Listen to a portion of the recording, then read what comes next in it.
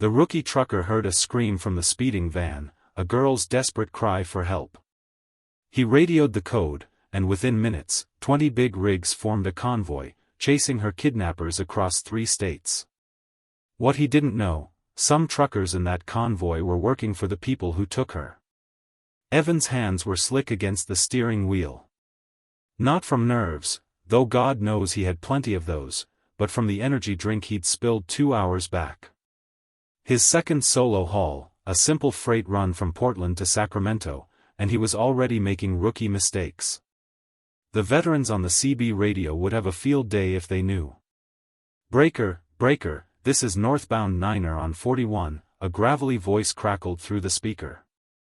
"Anyone got eyes on that diesel price at exit 47? Evan reached for the radio, hesitated, then pulled back. Let the Real drivers handle the chatter. He was just trying not to jackknife his rig on these winding mountain curves. The afternoon sun sat low and angry on the horizon, turning Highway 41 into a ribbon of melted gold. Pine trees crowded both sides of the 2-lane road, their shadows stretching across the asphalt like grasping fingers. Beautiful country. Lonely country. That's when the white van appeared. It came out of nowhere, screaming around the bend behind him like a bat out of hell. Evan's mirrors caught it first, a blur of dirty white paint and tinted windows, eating up the distance between them with reckless speed. "Jesus," Evan muttered, easing his rig toward the shoulder to give the maniac room to pass. But the van didn't pass. It swerved into the oncoming lane, pulled up alongside his cab, then jerked violently back toward him. Evan's heart seized. He yanked the wheel right, tires spitting gravel as his trailer fishtailed. The van missed his front bumper by inches. What the hell? Evan slammed his palm against the horn, the sound splitting the quiet mountain air. The van pulled ahead, weaving like a drunk driver. But something was wrong. The back doors weren't closed properly, one hung half open, swinging with each swerve, held by what looked like a bungee cord stretched to its limit. Evan squinted, trying to make sense of what he was seeing. That's when he heard it. A scream. High-pitched, raw, absolutely terrified. A girl's voice cutting through the rumble of his diesel engine and the wind noise like a knife through silk. "Help me. Somebody help." The voice choked off suddenly, as if someone had clamped a hand over her mouth. Evan's blood turned to ice. The scream came again, weaker this time, muffled. Through the gap in the van's back doors, he caught a flash of movement, something pale, thrashing. A hand? A face? His mind raced. Hitchhiker? Medical emergency? No. That scream wasn't pain. It was pure panic. Pure terror. The van swerved again, this time clipping the guardrail with a shower of sparks. It overcompensated, nearly crossing into Evan's lane again before the driver regained control. Through the chaos, that back door kept swinging, and Evan kept seeing fragments, a blue shirt, brown hair, small hands pressed against metal. Someone was trapped in there. Someone was being taken against their will. Evan's training kicked in before his fear could stop him. He grabbed the CB radio, his hand shaking so badly he nearly dropped it. "Breaker 19, Breaker 19. His voice came out higher than he intended. This is Evan Matthews, southbound on 41, mile marker 186. I got an emergency. White van, no plates visible, driving erratic. I heard," he swallowed hard. "I heard someone screaming for help from inside. Sounds like a kid. A girl." Static hissed back at him for 3 agonizing seconds. Then the radio exploded with voices. "Copy that, driver. This is Ironhorse, northbound 41. Flipping around now. Give me a description." "White van, you said?" Another voice, female this time, sharp with urgency. "This is Big Martha, westbound on the 4163rd junction. I can cut across to intercept. What's your 20? Approaching the industrial zone, Evan said, his eyes locked on the van as it pulled further ahead. Van's got no rear plate. Driver's side looks damaged. Back doors hanging open, that's where the screaming came from. Kids screaming? I run horse again. Did you see them? Negative, just heard and caught glimpses. But it's real. The van suddenly veered right, taking an exit toward a cluster of warehouses. He's exiting. East toward the industrial lanes. Stay on him, rookie, a new voice, calm and authoritative. This is Sledgehammer. I'm coordinating. Everyone listening, we got a possible 10 to 57, kidnapping in progress. White van, heading into the industrial zone off 41. If you're in the area, get your eyes on this vehicle. Do not engage directly. Eyes only. Copy? A chorus of "copy" and 10-4 crackled through the radio. Evan took the exit, his massive rig groaning as he downshifted. The industrial zone spread out before him, a maze of cracked parking lots, rusted warehouses, and forgotten storage facilities. The perfect place to disappear.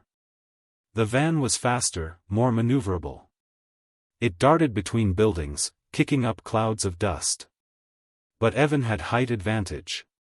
He could track it from his elevated cab even when it ducked behind structures. He's heading north through the warehouse district, Evan reported, his voice steadier now. Looks like he's trying to lose me in the side roads. Negative, rookie, Sledgehammer's voice carried decades of road wisdom. He's not trying to lose you. He's leading you. Stay sharp. Big Martha, what's your ETA? 3 minutes out. I run horse? 2 minutes. I see him, I see the white van. He just passed the old Mitchell steel plant. Evan's heart hammered. Other trucks were coming. Real truckers, veterans who knew what they were doing. He wasn't alone anymore. The van suddenly slammed on its brakes, the back door flying wider. For one crystalline moment, Evan saw her clearly through his windshield. A girl, maybe 13 or 14, with tangled brown hair and a ripped blue school hoodie. Her face was streaked with tears and dirt. Her eyes, wide with terror, locked onto Evan's truck. She was mouthing something, over and over. Help me. Help me. Help me. Then a hand grabbed her from inside the van, yanking her back into the darkness. The door swung shut, or tried to. Something was jamming it, keeping it from closing completely. The van peeled out, engine screaming. I saw her. Evan shouted into the radio. Brown hair, blue hoodie, young teenager. She's alive. She's trying to. Movement in his peripheral vision. A massive red Peterbilt came roaring in from the left, falling into formation behind the van. Then a blue Kenworth from the right. Big Martha's voice, I got visual. Following at a distance. Within 90 seconds, 5 trucks had formed a loose convoy, tracking the white van through the industrial wasteland like wolves closing in on prey. But the van driver was smart. He wove through narrow passages between buildings, places where the big rigs couldn't follow without risking getting stuck. Each time, the convoy had to split and regroup, trying to maintain visual contact without losing their quarry in the maze. He's heading for the main gate, Ironhorse called out. If he hits the highway again. Then we stay on him, Sledgehammer cut in. Cops are en route, but they're 15 minutes minimum. Until then, that girl's best chance is us. Everyone copy? Copy. The white van burst through a gap in a chain-link fence, sparks flying as it scraped through. It fishtailed onto a secondary road, then accelerated toward the distant glow of Highway 41. Evan pressed harder on the gas, his empty trailer bouncing over potholes. His whole body was shaking now, adrenaline coursing through him like liquid lightning. Somewhere ahead, in that van, a girl was fighting for her life. And somehow, impossibly, Evan, rookie trucker on his second solo run, had become her only hope. The convoy reformed on the main road, headlights blazing in the growing dusk. 7 trucks now, their engines rumbling like thunder across the valley. The hunt was on. The way station appeared like a fortress in the fading light, a sprawling checkpoint where Highway 41 split into 3 routes. Evan had passed through it that morning, nervous about his paperwork. Now he was barreling toward it at 70 miles per hour, chasing a kidnapper. The white van slowed as it approached the checkpoint. It had to. State troopers manned the entrance during business hours, and even though it was past 6, the lights were still on. "He's trapped," Big Martha's voice crackled with satisfaction.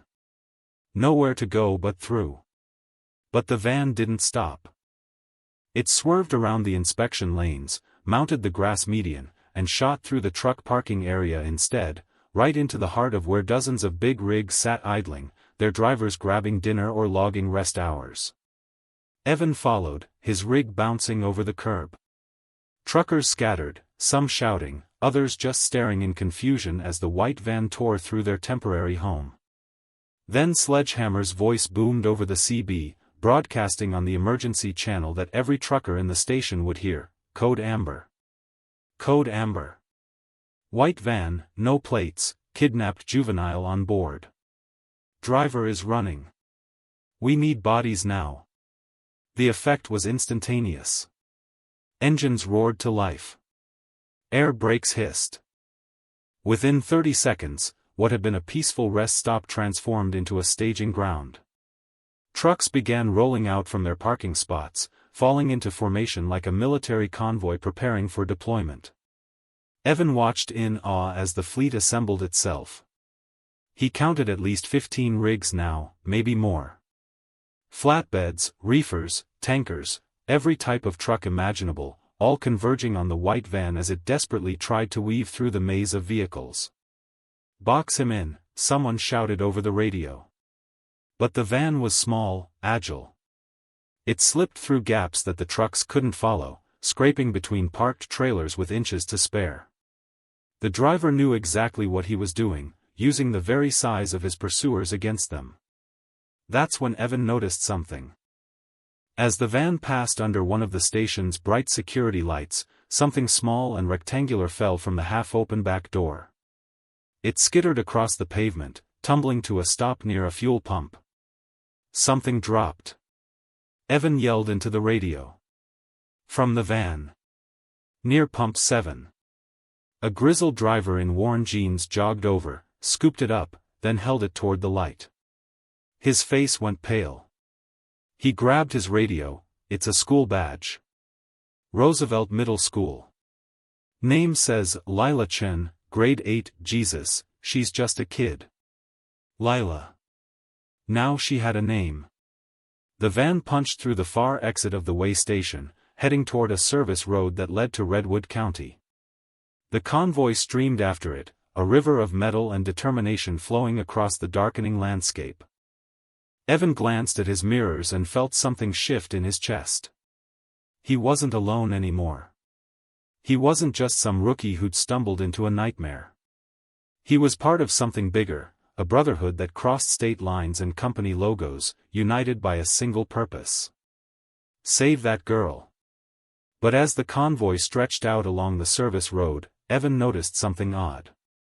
3 trucks, a green Freightliner, a black Mack, and a silver Volvo, hung back from the main group. They maintained distance, not quite keeping pace with the pursuit.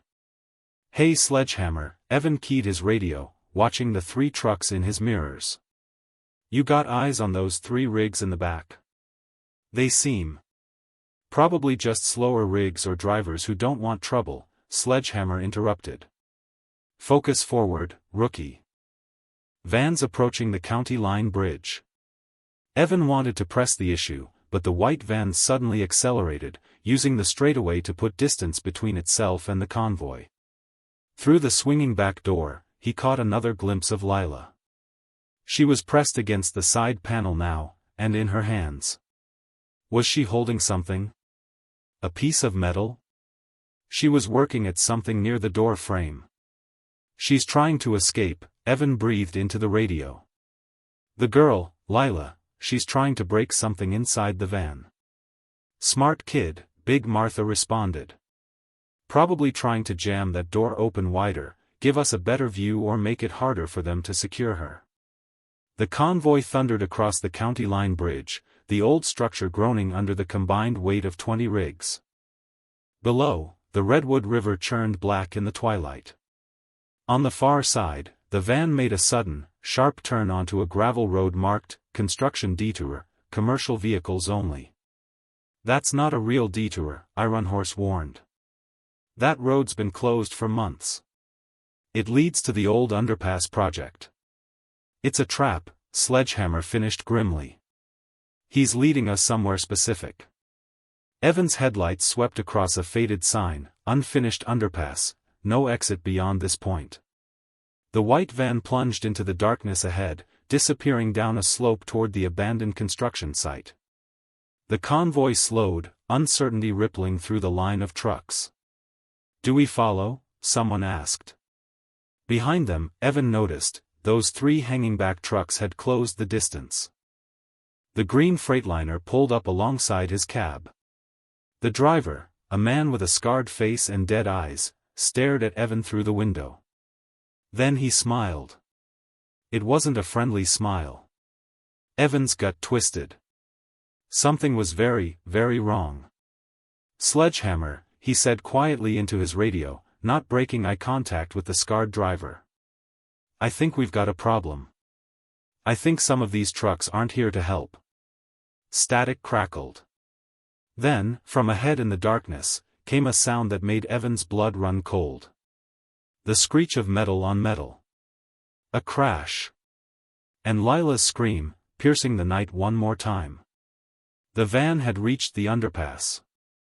The convoy descended into the unfinished underpass like a mechanical avalanche, headlights cutting through the darkness. Concrete pillars rose from the ground like giant tombstones, supporting nothing. Construction equipment sat abandoned, rusting in the night air. The white van sat in the middle of it all, engine still running, both back doors now hanging wide open. Empty. Where'd they go? Big Martha's voice carried an edge of panic. Evan scanned the darkness beyond his headlights.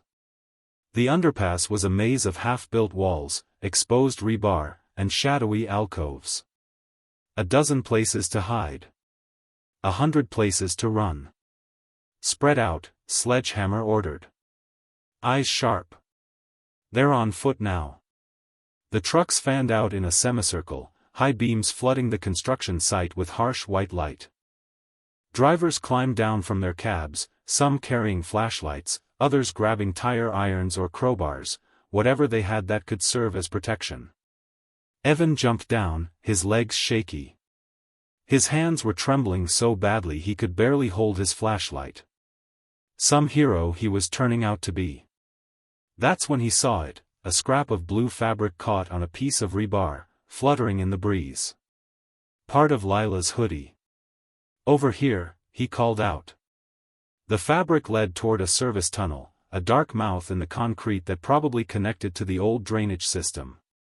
Evan's light barely penetrated 5 feet into the blackness. Footsteps approached from behind. He turned to find 3 drivers closing in, the scarred man from the green Freightliner, a heavy-set woman with cold eyes from the black Mac, and a younger guy with prison tattoos from the silver Volvo. Rookie, the scarred man said, his voice like gravel scraping asphalt. That tunnel's dangerous. Unstable. Maybe you should let the experienced guys handle this. Something in his tone made Evan's skin crawl. We should all go. More eyes, better chance of. I said, the man stepped closer, let us handle it. Back off. Hanson, Ironhorse appeared beside Evan, a tire iron resting casually on his shoulder.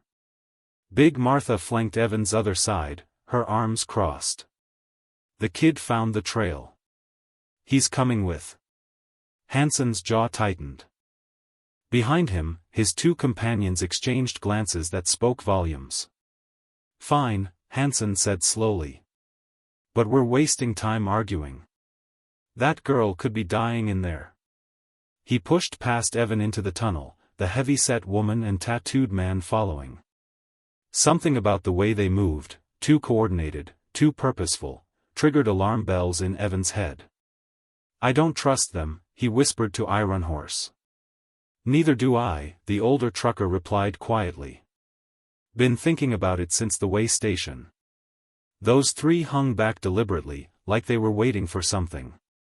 Waiting for what? Before Ironhorse could answer, Sledgehammer's voice crackled over their handheld radios. "Got something. Back at the van. Everyone who's not in that tunnel, get back here. Now." Evan, Ironhorse, and Big Martha jogged back to the white van.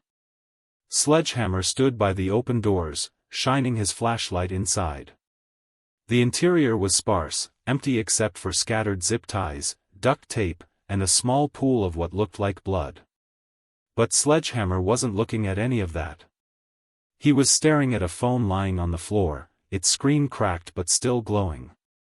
"Found this wedged under the driver's seat," he said. "Looks like our kidnappers dropped it in the rush." Big Martha grabbed it, swiping through screens. Her face darkened with each passing second.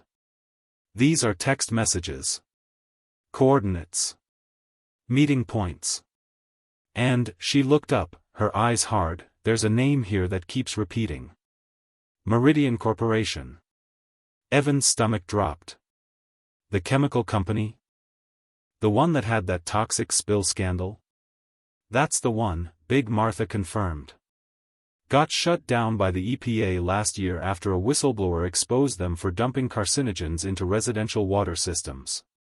Federal investigation, billions in fines." "The whistleblower," Ironhorse interrupted, his face pale. "What was the name?" Big Martha scrolled, then stopped. "David Chen. He testified before Congress," and, she looked at Evan. "That school badge we found. It said Lila Chen." The pieces fell into place like shards of broken glass forming a terrible picture. "This isn't a random kidnapping," Evan said slowly. "They took her because of her father. Because of what he did to Meridian. Revenge," Big Martha spat. "Or leverage. Force him to recant his testimony, or else." A shout from the tunnel cut her off. Then gunshots, two quick pops that echoed through the concrete labyrinth. The truckers froze. That came from inside, someone yelled. They ran toward the tunnel entrance just as Hansen, the heavy-set woman, and the tattooed man emerged, running hard. Hansen's jacket was torn, and the woman had a cut bleeding down her face. "Kidnappers had guns," Hansen shouted. "Opened fire on us. They went deeper into the tunnels, we couldn't follow. But something was wrong. The angles were off. The blood on the woman's face looked smeared, not fresh. And none of them looked frightened, they looked frustrated." "Where exactly did you see them?" Sledgehammer demanded. "Fork in the tunnel, about 50 yards in," the tattooed man said. "They shot at us and ran left." Ironhorse grabbed his radio. "Anyone got eyes on anything coming out of those tunnels? Any other exits?" Silence. Then a voice crackled back, "Yeah, actually. I got a gray utility van pulling out from behind the far concrete wall. Hauling ass toward the east access road. Gray. Not white." Evan's mind raced. They switched vehicles. They planned this, they had another van waiting. And these three, Big Martha said, pointing at Hansen and his companions, just happened to be right there in the tunnel to witness the kidnappers going the wrong direction. Hansen's face turned to stone. "You accusing us of something?" "Yeah," Evan said, surprising himself with his own courage. "I'm saying you used to work for Meridian Corporation. And you're helping them get away with this. The silence that followed was broken only by the distant sound of a van engine fading into the night. Hansen's hand drifted toward his jacket pocket. "Don't!" Ironhorse raised his tire iron. Around them, a dozen other truckers moved in, forming a loose circle. "Whatever you're thinking, don't." The scarred man's eyes darted between the faces surrounding him, calculating odds. Finally, his hand dropped. "You're making a mistake. We're trying to help." "Help the kidnappers, maybe," Big Martha growled. "Who are you really?" Before Hansen could answer, Sledgehammer's radio crackled. "Gray utility van just hit the main road. Heading south. We're losing them. Go!" Sledgehammer roared. "Martha, Ironhorse, stay with these three. Everyone else, move." Evan didn't need to be told twice. He sprinted for his rig, boots pounding against concrete. Behind him, engines roared to life, a mechanical symphony of fury and determination. He hauled himself into the cab, fired up the diesel, and slammed the gear shift forward. His tires spun on loose gravel before catching, launching him out of the underpass and back onto the access road. The convoy reformed on the fly, trucks emerging from different exits, all converging on the same trail. The gray van had maybe a 3-minute head start, but it was leaving the construction zone, heading toward open highway. Evan's CB exploded with chatter. "Anyone got visual?" "Negative, too much dust." "Wait, I see taillights, southbound on." "That's just a civilian car." "Hold on," a new voice cut through the chaos. Young, uncertain. "This is Danny G. I'm parked at the Shell station on Route 14. I just saw a gray utility van blow past me doing at least 90. Virginia plates, partial number, 7X something." "That's them." Evan shouted. "Route 14 south." The convoy swung east, then south, following the thread of Danny G's sighting. Evan pushed his rig harder than he ever had, the speedometer creeping toward numbers that would make his instructor have a heart attack. Dawn was still hours away. The road stretched empty and black before them, illuminated only by their collective headlights. They were in farming country now, endless fields, scattered houses, silos rising like dark towers against the stars. "They've got too much of a lead," someone muttered over the radio. "We'll never catch them in time." But Evan wasn't ready to give up. He couldn't. Not with Lila's terrified face burned into his memory. Then, as his headlights swept across the road ahead, he saw it. A trail. Thin, glistening in his high beams, a liquid trail running down the center line like a colored ribbon. Dark red, almost purple. It caught the light as he passed over it, clearly visible against the black asphalt. "I've got something." Evan grabbed his radio. "There's a trail on the road. Looks like liquid? Some kind of colored fluid? Probably radiator leak," someone suggested. "Transmission fluid?" But transmission fluid was red-brown. Engine coolant was green or orange. This was different, deeper, richer. Evan thought back to the white van, that moment when he'd seen Lila pressed against the interior. She'd been holding something, working at something. "It's her," he breathed into the radio. "Lila left this trail. She broke something in the new van, something with colored liquid, and it's been dripping this whole time. That smart little girl," Big Martha's voice carried equal parts pride and anguish. "She's marking their route." The trail led them through a series of turns that no one would have guessed otherwise, right at a dark intersection, left onto an unmarked farm road, straight through what looked like private property. Each time, that purple-red line pointed the way like breadcrumbs through a deadly forest. They passed through a sleeping town called Millbrook, population 847 according to the faded sign. The trail wove through its empty main street, past a closed diner and a darkened post office. Then it led them onto Highway 9, a winding two-lane that cut through dense forest. "They're heading for the state line," Sledgehammer observed. They cross into Virginia, jurisdiction gets complicated. Federal involvement, extradition. We're not letting them cross, Evan said flatly. Rookie's right, Ironhorse's voice crackled back into the radio. He'd left Martha guarding the 3 suspicious truckers and rejoined the chase. We stopped them before that border. The colored trail continued, steady and true. But as they climbed into the foothills, Evan noticed something that made his chest tighten. The trail was getting fainter. Whatever container Lila had broken was running dry. The drops were spaced further apart, harder to see. In another few miles, they might lose the trail entirely. It's fading, he reported grimly. We need to close the distance. Fast. The convoy pushed harder, engines screaming. Evan's speedometer hit 85, 90. His rig shuddered with the strain, but he didn't care. His entire world had narrowed to following that fading purple line. Then, as they crested a hill, Evan's headlights caught something ahead. Brake lights. Multiple vehicles.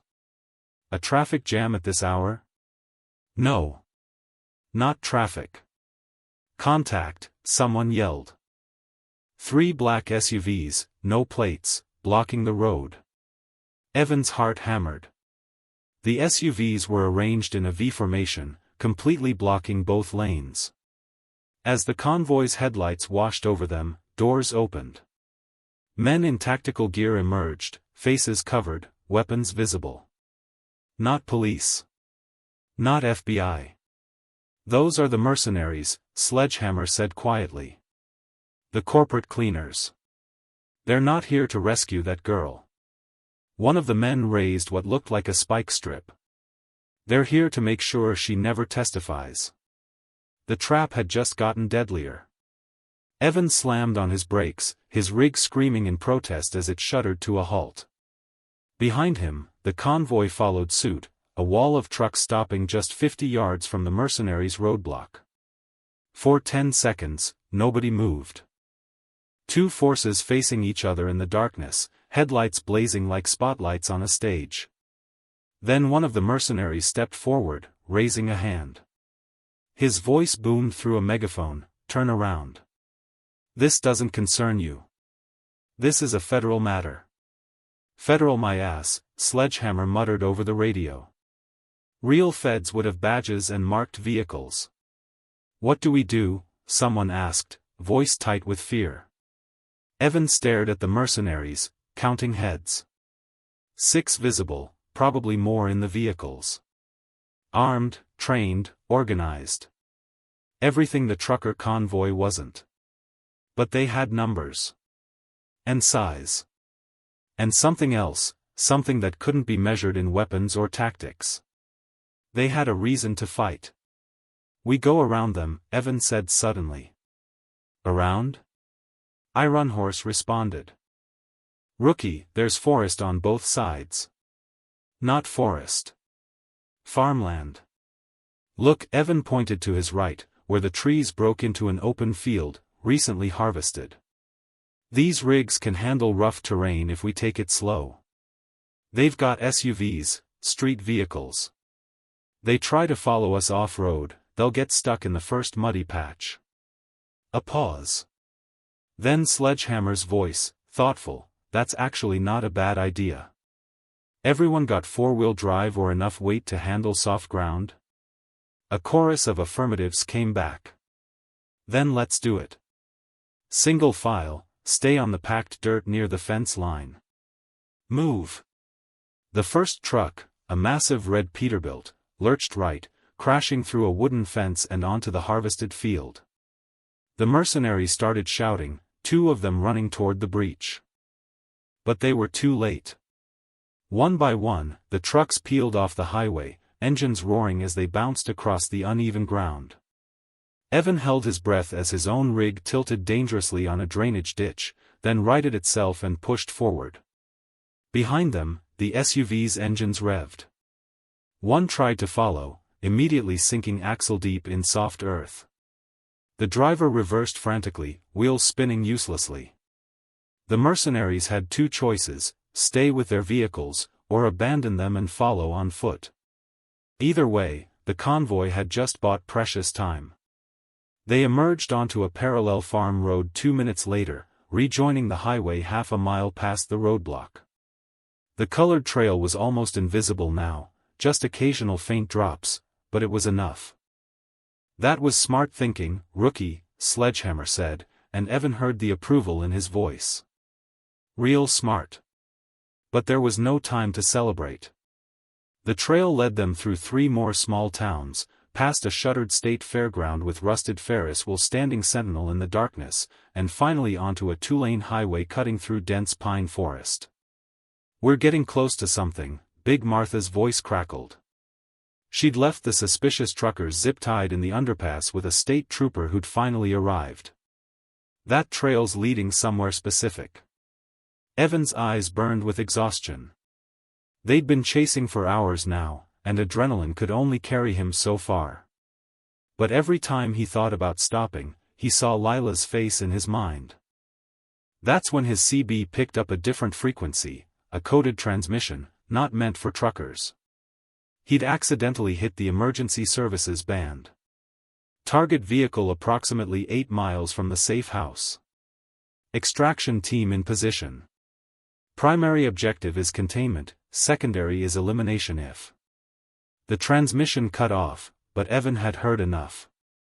"They're calling in more people," he said into his radio. "And they mentioned a safe house. That's where the kidnappers are taking Lila." "But where?" Ironhorse demanded. "Could be anywhere in 50 square miles." Evan's mind raced. The colored trail was nearly gone. The mercenaries would regroup and come at them again. And somewhere ahead, kidnappers were racing toward a location where even more enemies waited. They needed information.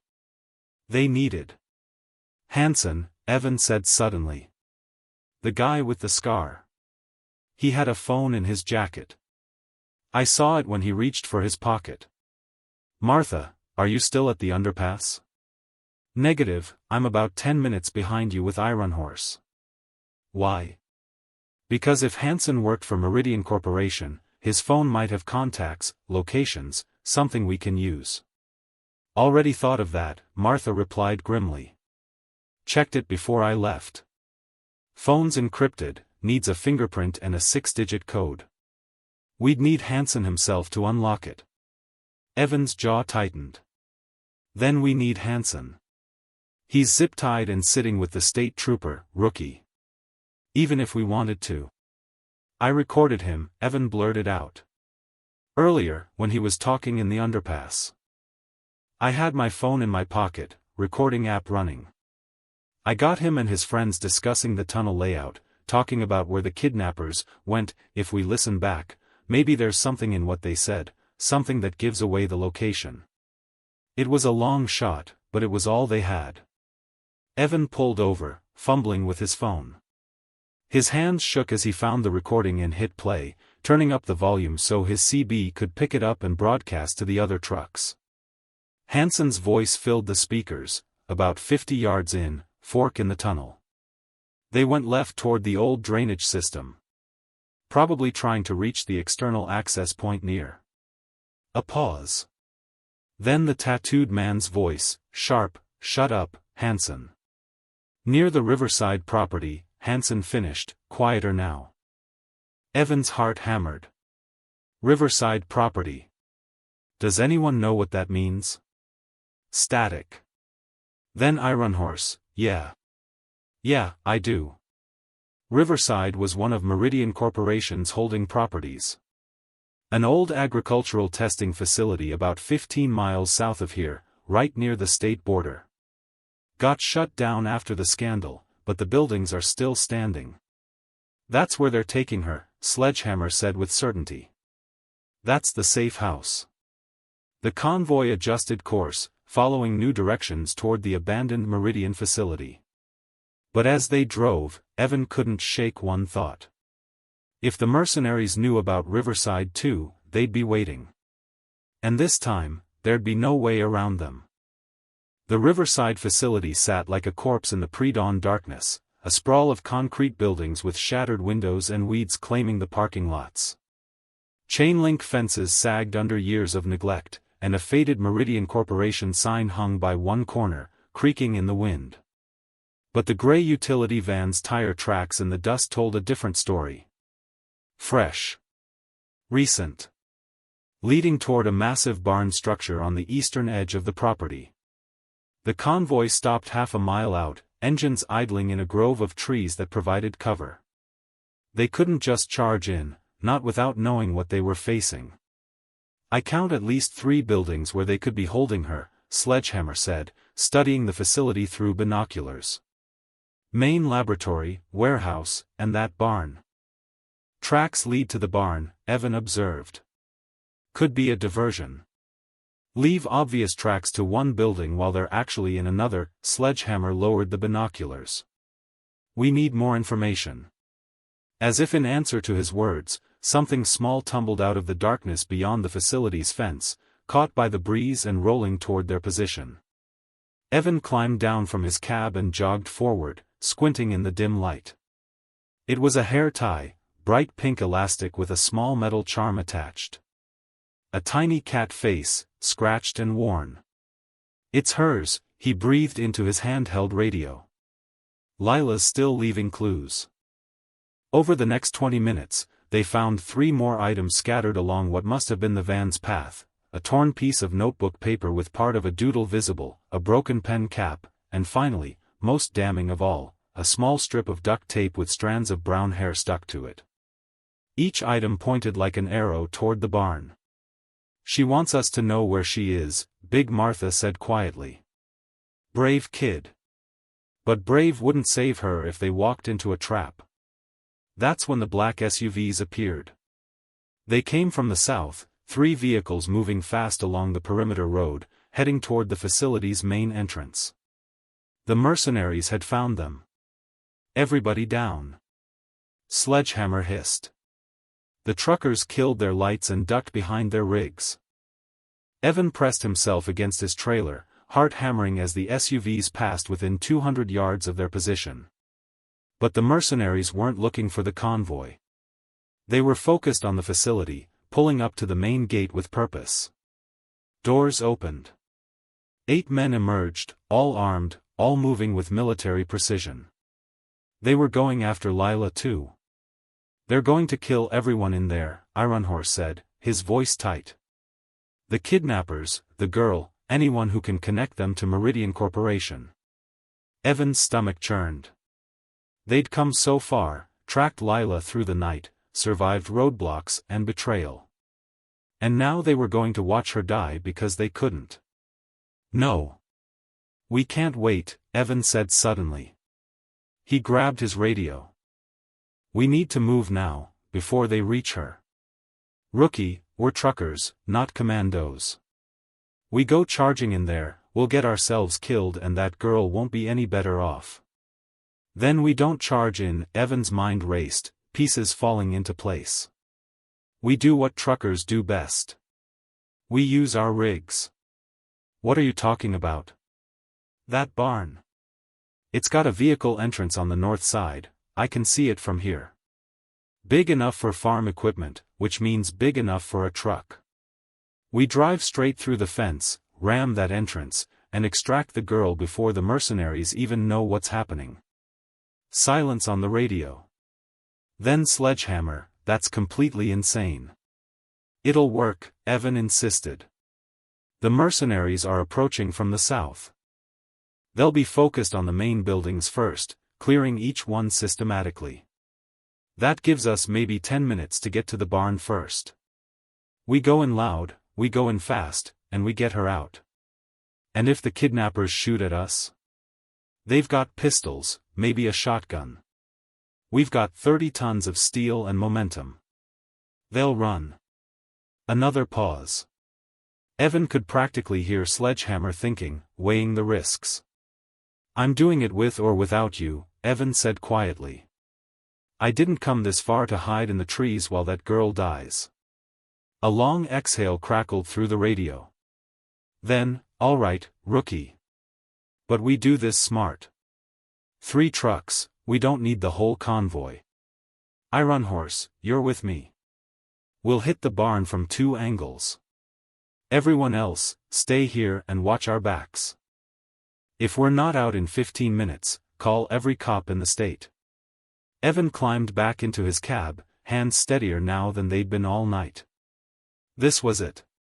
Everything had led to this moment. He fired up his engine, the diesel rumbling to life. Beside him, Sledgehammer's massive red Peterbilt and Iron Horse's blue Kenworth did the same. 3 trucks. 1 barn. A 13-year-old girl who'd been fighting for her life all night. And somewhere in that building, kidnappers who had no idea that an army of big rigs was about to crash down on them like the wrath of God. Evan shifted into gear. Let's go get her. The 3 trucks exploded from the tree line, headlights blazing, engines roaring, charging toward the Riverside facility like modern-day cavalry. The rescue had begun. The fence disintegrated under 30 tons of steel. Chain link wrapped around Evan's grill like spiderweb as he plowed through, his rig bouncing over concrete debris and scrub grass. To his left, Sledgehammer's Peterbilt carved a parallel path.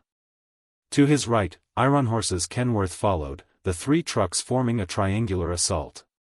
The barn loomed ahead, a massive structure built for industrial agriculture, its corrugated metal walls streaked with rust. The vehicle entrance gaped open like a mouth, darkness beyond. Gunshots cracked through the night. Evan's windshield starred as a bullet hit, but the glass held. He kept his foot on the gas, kept his eyes locked on that entrance, kept moving forward because stopping now meant dying. They're shooting from the side windows.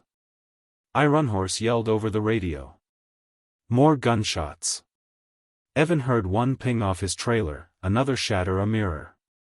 But pistol rounds couldn't stop 3 charging big rigs, and the kidnappers were learning that lesson the hard way. Sledgehammer hit the barn first, his Peterbilt's reinforced bumper smashing through the wooden vehicle entrance like it was cardboard. The wall exploded inward in a shower of splinters and dust. Evan followed 2 seconds later, his own rig tearing through what remained of the entrance. The barn's interior was chaos. The gray utility van sat in the center, both back doors open. 2 men were dragging Lila toward a second vehicle, a mud-covered pickup truck positioned near the barn's rear exit. She was fighting them, kicking and screaming, her hands bound with zip ties. When the trucks crashed in, everything stopped. The kidnappers froze, staring at the 3 massive rigs now filling their escape route. Lila's eyes went wide. For one crystalline moment, the entire barn held its breath. Then Evan laid on his air horn. The sound was deafening in the enclosed space, a blast of pure noise that shattered the paralysis. The kidnappers dropped Lila and ran for the pickup truck. She hit the ground hard, rolled, and scrambled toward Evan's rig. Get her. Sledgehammer was already out of his cab, tire iron in hand. Evan threw open his door and jumped down, his boots hitting dirt just as Lila reached him. She was sobbing, terrified, her face bruised and streaked with tears. He grabbed her, pulling her behind him as one of the kidnappers raised a pistol. The shot went wide. Iron Horse tackled the shooter from behind, both men crashing into a pile of wooden crates. The second kidnapper made it to the pickup truck and fired the engine. The truck lurched forward, heading for the barn's back exit, a wide opening that led to irrigation fields beyond. They're running. Sledgehammer yelled. But Evan wasn't watching the pickup anymore. He was staring at something else, something that made his blood run cold. Through the barn's shattered front entrance, headlights appeared. Multiple vehicles. The mercenaries had heard the gunfire and changed course. We've got company. Evan shouted. The corporate guys are here. Sledgehammer swore. Get that girl out of here. Now. Evan lifted Lila, she couldn't have weighed more than 90 pounds, and carried her to his rig. She clung to him, shaking uncontrollably. I've got you, he said, his voice rough. You're safe. I've got you. He practically threw her into the passenger seat, then climbed in after her. Through his starred windshield, he saw the mercenaries' SUVs pulling up outside the barn, saw armed men spilling out. But they weren't focused on the truckers. They were focused on the fleeing pickup truck. They want the kidnappers, Evan realized. They're going to kill them before they can talk. The pickup truck was already 300 yards across the field, bouncing over irrigation ditches. The mercenaries opened fire, but at that distance, in the darkness, their shots went wide. Two of the SUVs peeled off in pursuit, engines screaming as they left the pavement and hit the soft earth. But just like before, the street vehicles immediately started struggling, tires churning mud. Inside the barn, Ironhorse had zip-tied the kidnapper he'd tackled. Sledgehammer stood guard at the entrance, tire iron ready. "Rookie, you got the girl?" Sledgehammer called out. "Yeah." Evan looked down at Lila. She'd pulled her knees to her chest, arms wrapped around them, rocking slightly. "Are you hurt?" "Did they?" "I'm okay," she whispered. Her voice was hoarse from screaming. "I knew someone would come. I knew. I just had to leave clues. Help people find me." "You did good," Evan said gently. "You did so good. What you did, breaking that bottle, leaving those items, that saved your life." A single tear rolled down her cheek. "My dad. Do you know if my dad is?" "He's safe," Evan lied, having no idea if it was true but knowing she needed to hear it. "And you're going to see him soon." Outside, the situation was deteriorating. The remaining mercenaries had surrounded the barn, assault rifles trained on the entrance. One of them spoke through a megaphone. "Send out the kidnapper. We don't want trouble with you." "Yeah right," Sledgehammer muttered. He keyed his radio. "Martha, you there?" 10 minutes out with the state police, Big Martha's voice crackled back. "Whole convoy's coming. Hold tight. 10 minutes. Might as well be 10 hours. The mercenaries were advancing, moving with tactical precision, closing the net. In the fields beyond, the pickup truck had gotten stuck in a drainage ditch.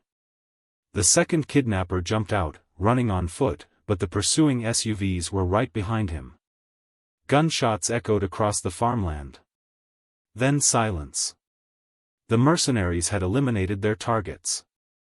Now they'd turn their attention to loose ends. Starting with everyone in the barn. The standoff lasted exactly 90 seconds. Then the convoy arrived. They came from 3 directions at once, a fleet of big rigs converging on the riverside facility like iron cavalry. 20 trucks, maybe more, their headlights turning night into day, their engines roaring a challenge that shook the ground. Big Martha led the charge from the west, her Kenworth smashing through what remained of the perimeter fence. Other trucks flanked the barn from the north and east, forming a wall of steel between the mercenaries and their targets. The mercenaries hadn't expected this. They'd expected frightened truckers, maybe a couple of holdouts who'd scatter at the first sign of real violence. They hadn't expected an army. "Stand down." Sledgehammer's voice boomed through a CB radio connected to external speakers. "You're surrounded. State police are 2 minutes out. FBI's been called. Whatever you were paid, it ain't worth going to prison." For a moment, Evan thought the mercenaries might actually fight. Their weapons were better, their training superior. But numbers meant something. So did witnesses. 20 truckers with cell phones recording everything, that was a PR nightmare no corporation could clean up. The mercenary leader lowered his weapon first. One by one, the others followed. "Smart choice," Sledgehammer muttered. The state police arrived 90 seconds later, followed by county sheriffs, and then, surprising everyone, 3 black SUVs with federal plates. Real FBI this time, not corporate imposters. The next hour was a blur of flashing lights, questions, and controlled chaos. Evan stayed in his rig with Lila, keeping her away from the worst of it. She'd stopped shaking but hadn't let go of his hand. Paramedics checked her over, dehydrated, bruised, terrified, but alive and unharmed otherwise. "Your father's on his way," an FBI agent told her gently. "He's been beside himself. We had him in protective custody when we heard about the kidnapping." Lila's face crumpled. "Is he okay?" "He's fine. Worried sick, but fine," the agent smiled. "He'll be here within the hour." As dawn broke pink and gold over the fields, Evan watched the scene unfold. The mercenaries were being loaded into patrol cars, hands zip-tied, their expensive tactical gear now evidence bags. The one surviving kidnapper, the man Ironhorse had tackled, was being questioned by federal agents. And in the middle of it all, Big Martha stood with a laptop, showing something to a senior FBI investigator. The agent's face grew darker with each passing minute. "What's she showing him?" Lila asked quietly. "Evidence," Evan said. "Everything we found. The phone from the van, the texts about Meridian Corporation, Hansen's recordings." He paused. "Your clues helped us piece together who was really behind this. The company my dad testified against." "Yeah. They wanted to scare him. Make him take back what he said." Lila's voice was flat, exhausted. "Or maybe just make him hurt." Evan squeezed her hand gently. "They failed.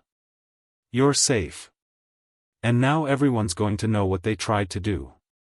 A commotion near the FBI vehicles drew his attention. 3 agents were escorting Hansen, the heavy-set woman, and the tattooed man toward patrol cars. The rogue truckers' faces were ashen. They'd gone from Meridian employees to accessories to kidnapping in less than 24 hours. "Got their phone records," Big Martha called up to Evan. "Texts with Meridian executives going back weeks. They were supposed to delay the convoy, feed us false information, help the kidnappers escape across state lines." She shook her head in disgust. "Sold out one of their own for a paycheck." "Not one of their own," Sledgehammer corrected, approaching with Ironhorse. "These 3 stopped being truckers the moment they put corporate money over that girl's life." The sound of a helicopter drew everyone's attention. It circled once, then landed in the field beyond the barn. A man jumped out before the rotors even stopped, mid-40s, Asian, wearing rumpled clothes and a desperate expression. "Lila," he screamed. "Dad!" Lila was out of the truck before Evan could stop her, running across the dirt parking lot into her father's arms. They collided in a tangle of sobs and held each other like they'd never let go. David Chen, the whistleblower who'd brought down Meridian Corporation, dropped to his knees, clutching his daughter, his shoulders shaking with relief. Evan felt his own eyes burning. He looked away, giving them privacy, and found Sledgehammer watching him with an expression that might have been respect. "You did good, rookie," the older trucker said quietly. "Real good. Most drivers would have just called it in and kept moving. You stayed. You fought. I couldn't just leave her." "No," Sledgehammer agreed. "You couldn't. That's what makes you one of us." The FBI spent another 3 hours collecting evidence, taking statements, and processing the crime scene. News helicopters arrived, their cameras capturing footage that would dominate the evening news: truckers guarding a rescued girl, corporate mercenaries in handcuffs, the barn with truck-sized holes in its walls. By noon, the full story had broken. Meridian Corporation executives arrested. Evidence of conspiracy to kidnap and murder. Attempted intimidation of a federal witness. The corporation's stock price collapsed within an hour of the news. And threading through every article, every news report, every social media post, the story of the truckers who'd heard a scream and refused to let it go unanswered. As Evan prepared to finally leave, Lila ran up to his rig one last time. Her father waited nearby, talking to FBI agents but keeping his daughter in sight. "Thank you," she said simply. "For not giving up on me. Evan smiled, exhausted but genuinely happy. You never gave up on yourself. Those clues you left, you saved your own life. I just drove the truck. She hugged him quickly, then ran back to her father. Evan climbed into his cab, fired up the engine, and pulled out of the Riverside facility. The convoy formed up around him one last time, not for a chase now, but as an escort. A celebration. Big Martha's voice crackled over the CB, "Where you headed, rookie?" Evan grinned. "Sacramento. Got a delivery that's about 30 hours late." "Then let's get you there," Sledgehammer said. "Brothers watch out for brothers." The convoy rolled south as the sun climbed higher, their air horns singing a triumphant song that echoed across the farmland. Evan had started this journey as a rookie on his second solo run, terrified of making mistakes. He ended it as something more. A trucker. A hero. A brother. And somewhere ahead, Highway 41 stretched on forever, full of new roads, new challenges, and the unbreakable bond of those who lived by the code of the open road.